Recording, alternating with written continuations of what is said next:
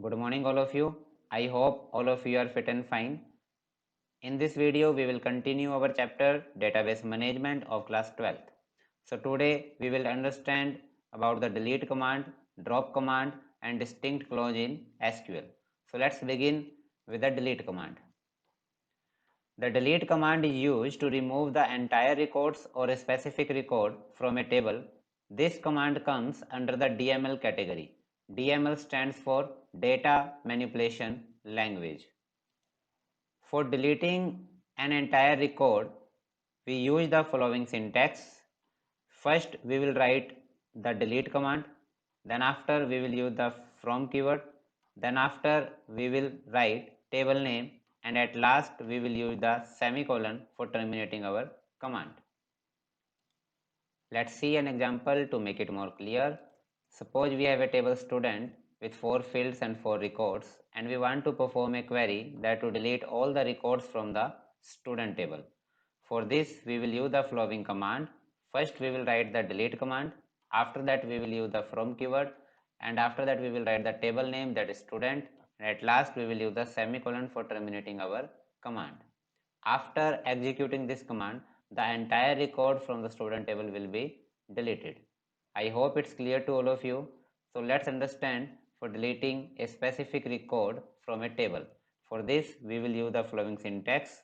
First, we will write the delete command. Then after, we will use the from keyword. Then after, we will use the table name. After that, we will use where clause along with the condition. And at last, we will write the semicolon for terminating our command. Let's see an example to make it more clear.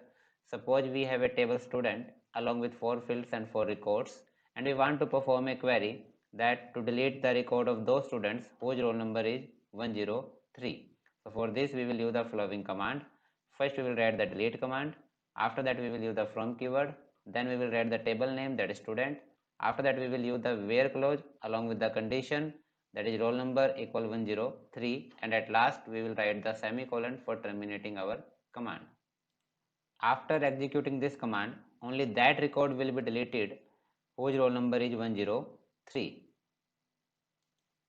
Let's see one more example to make it more clear.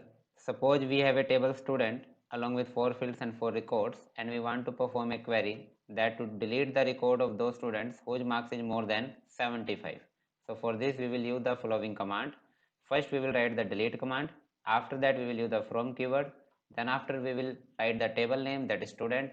Then after, we will use the where clause along with the condition that marks greater than 75, and at last we will write the semicolon for terminating our command. After executing this command, those records will be deleted whose marks is more than 75. I hope it's clear to all of you. So let's move on to our next topic, that is drop table command. The drop table command is used to remove a table permanently. This command comes under the DDL category. DDL stands for Data Definition Language. For using drop table command, we have to remember one thing, that we cannot drop a table if it contains records. So for executing the drop table command, we first delete all the records from the table. So for using drop table command, we use the following syntax. First, we will write the command name, that is drop table. After that, we will write the table name, and at last we will use the semicolon for terminating the command. Let's see an example to make it more clear. Suppose we have a table student and we want to delete this table permanently. For this, we will use the following command. First, we will write the drop table, that is our command name, and after that we will use the table name, that is student, and at last we will write the semicolon for terminating our command. After executing this command, the table student will be permanently deleted from our database. I hope it's clear to all of you. So let's move on to our next topic, that is distinct clause. The distinct clause is used to remove duplicate rows from the results of a select statement. For using this clause, we use the following syntax. First, we will write the select, that is our command name. After that, we will use the distinct clause. After that, we will write the column name. After that, we will use the from keyword.